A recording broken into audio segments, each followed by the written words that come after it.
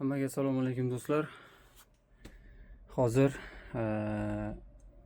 uyga mana shunaqa mana 60 40 razmerli shitda va mana kontaktorlar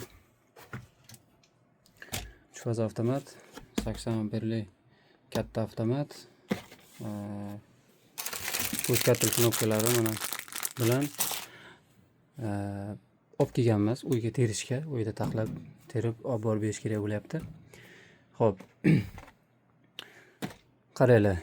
Bu narsalar, bu shit nima uchun bo'ladi? Bu shit katta sexda 6 ta katta ventilyator bor. Polni o'sha ventilyatorni yoqib, o'chirib ishlatish uchun qo'yiladi.